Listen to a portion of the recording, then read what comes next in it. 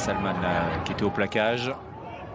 Une nouvelle charge avec les premières lignes. Maintenant, on commence à envoyer les centres avec l'échappée de Florine Popa, titularisée aujourd'hui. On va déjà avoir le premier essai de ce match avec Gabriel Roupanou. Le demi de mêlée de Timișoara. La défense néerlandaise a explosé extrêmement rapidement. Et on se disait que les Pays-Bas auraient beaucoup de difficultés dans ce match. Ça commence de manière absolument idéale pour les Roumains et on ne peut qu'être inquiet désormais pour l'équipe de Zen Gardiner. Le Leinster et les Roumains qui continuent d'attaquer. On y va du côté fermé avec Dumitru qui a été stoppé, mais finalement on a réussi à aller sur l'extérieur. Et l'essai marqué par l'équipe de Roumanie, absolument parfait avec Inkli Vauvaça, le joueur de Timișoara, né en Nouvelle-Zélande, qui a fait parler sa vitesse. Il a plongé et déjà 12-0 pour la Roumanie dans ce match. Ouais, déjà 12-0 et c'est vrai que face à une équipe comme les Pays-Bas, on sent tout de suite que les joueurs au-dessus physiquement vraiment se baladent là, à l'image de Vauvaça qui résiste au plaquage de Van der Avoort, je pense, voilà, avec une facilité assez déconcertante là. Et le centre d'origine néo-zélandaise qui va marquer le deuxième essai de son équipe. Juste sur la fin, la petite chute. Ça s'enchaîne bien, s'enchaîne rapidement. La Roumanie qui est bon depuis le début de ce match. Et on va voir un nouvel essai là. Ça passe beaucoup trop facilement. Et déjà le troisième essai dans ce match pour la Roumanie. Cette fois, c'est Ionut Dumitru, le joueur des Bucarest Wolves, qui s'est échappé. Et le score est déjà de 19-0. On souffre pour les Pays-Bas. C'est malheureusement extrêmement et trop compliqué pour cette équipe des Pays-Bas. On en parlait il y a quelques instants, qui est dominée à chaque fois, qui lorsqu'elle trouve des intervalles perd le ballon tout de suite. Et là, on n'a pas revu sur le ralenti, mais il faudrait souligner le travail exceptionnel de Vauvaça, le centre d'origine néo-zélandaise qui réalise un début de match absolument exceptionnel, qui a pris le ballon et qui a fixé deux défenseurs avec une passe à une main, un petit peu à la Son Bill Williams pour décaler son ailier, qui ensuite, grâce à ses cannes, est allé finir le travail et plante déjà le troisième essai des Roumains dans ce match. Après ce que nous en a dit. Donc évidemment, ça fait quelques différences à ce niveau-là. Oh, ça va aller au bout là pour les Roumains.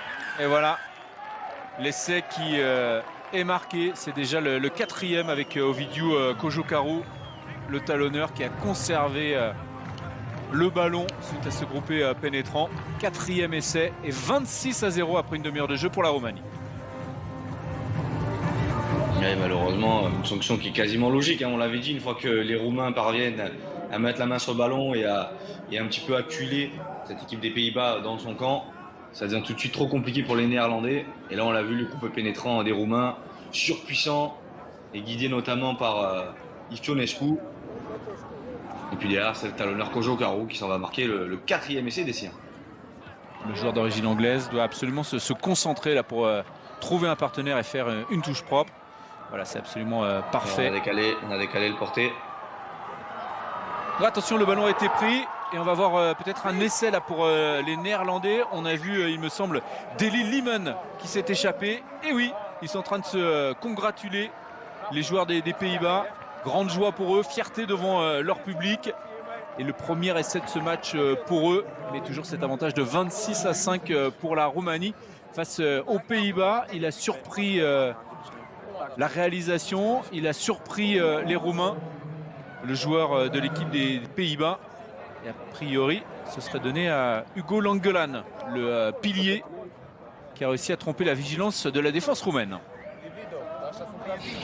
Visiblement, personne n'est d'accord. Moi, voilà, il me semblait que c'était bien Spike qui, avec ses longs cheveux, ses dreadlocks. Voilà, avec ses dreadlocks, c'était un petit peu extirpé de ce... Exactement, c'était extirpé de ce groupe pénétrant. Et puis, comme vous l'avez souligné, Jean-François, le troisième ligne du Racing 92 a fait parler un petit peu tout son vice là sur le coup pour planter cet essai. On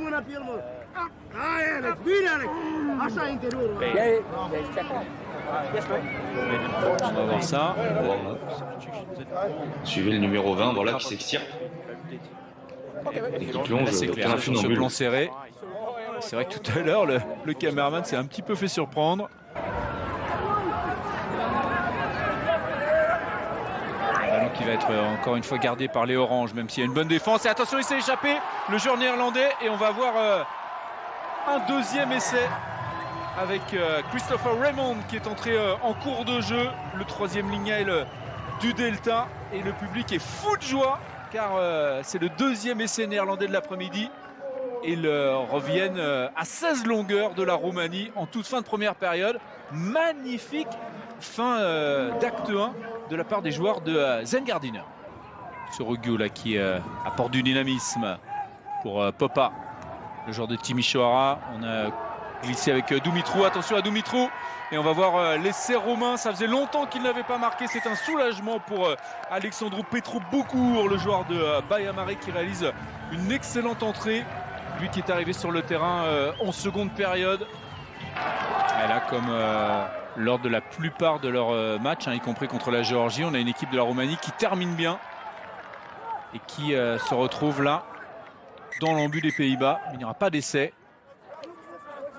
Ça a été la constante quand même de cette équipe roumaine de très bien finir ses matchs. On l'a vu, ils avaient empêché les Portugais de l'emporter et ensuite d'avoir le... Aussi, avec une équipe des Espagnols qui nous avait vraiment stupéfait. Théo, il faut rappeler que les Espagnols avaient commencé par 3 défaites l'an dernier dans le Rugby Europe Championship. C'est-à-dire que derrière, ils ont gagné tous leurs matchs pour pouvoir se qualifier pour la Coupe du Monde. Donc là, véritable miracle pour Santi Santos et ses hommes. Ça fait plaisir pour des garçons comme Mora, par exemple, qui a eu 37 ans, juste avant le match de la qualification. Ou Guillaume Rouette, le demi de mêlée de Bayonne.